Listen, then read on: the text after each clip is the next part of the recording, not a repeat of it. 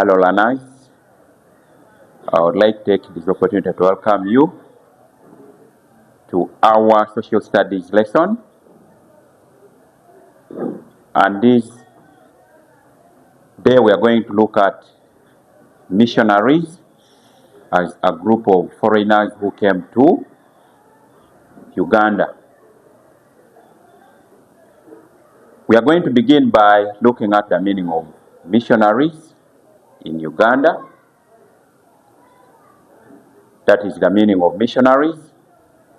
Then we shall look at the origin, that is the country or the continent from where these missionaries came from.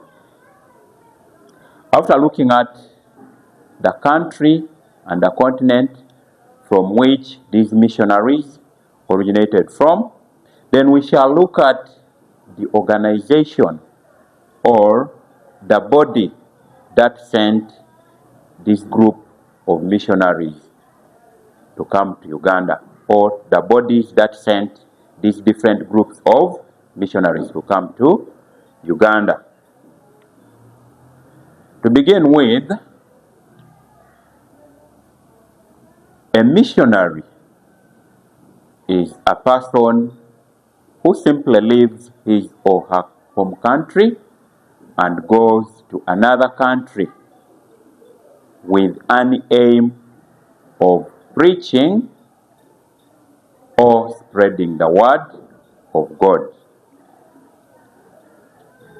I repeat, a missionary is a person who leaves his or her country of origin and goes to another country or foreign land to preach about the word of God. Here, when we are talking about leaving his or her country, sometimes you will find that some of us might assume maybe we are looking at a place where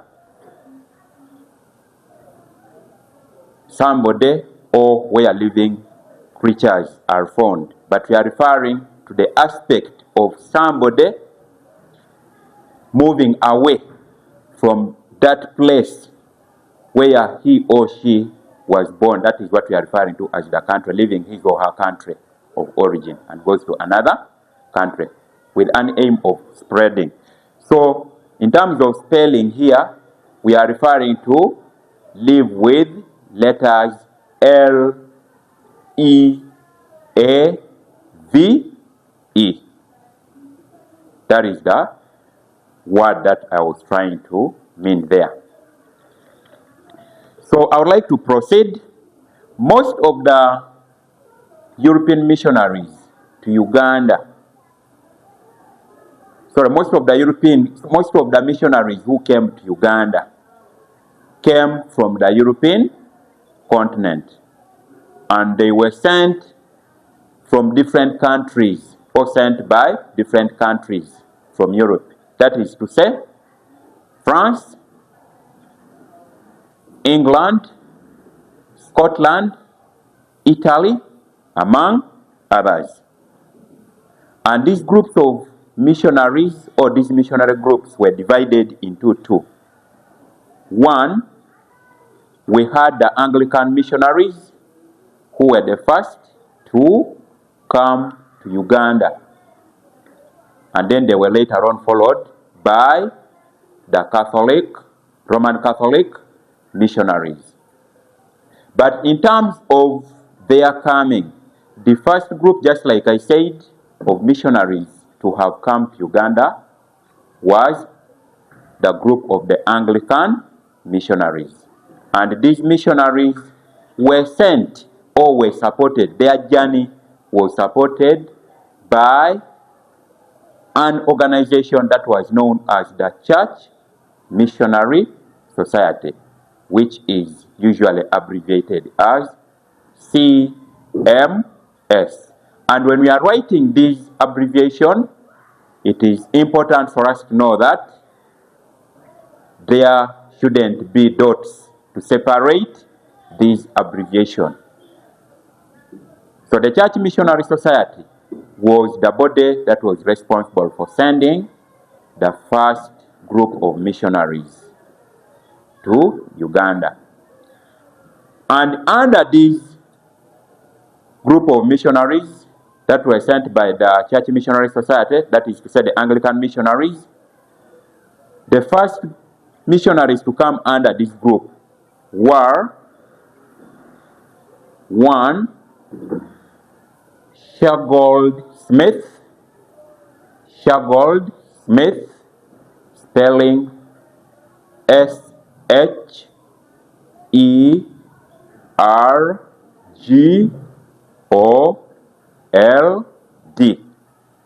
Shaggold, space, and then Smith, Smith.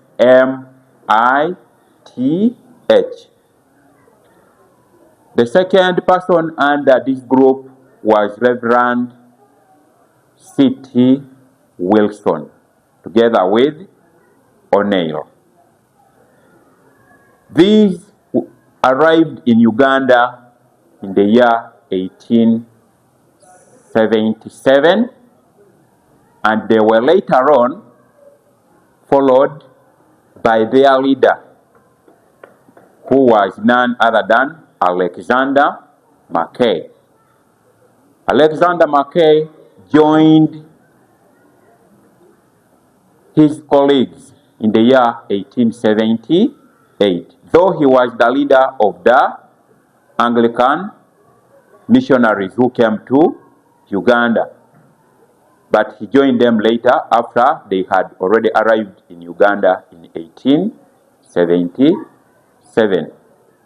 When Alexander Mackay arrived in Uganda, the Anglican missionaries ended up setting their headquarters at a place in Kampala known as Natete. Natete was where the headquarters of the Anglican missionaries was located. Upon the arrival of Alexander Mackay to Uganda, he introduced the first printing press in Uganda. This was aimed at enabling the printing of Bibles and other religious materials, with an aim of easing the spread of the word of God. Just like we introduced in the definition, I said missionaries are people who leave their own home countries to go and spread the word of God. These people came with an aim of spreading the word of God.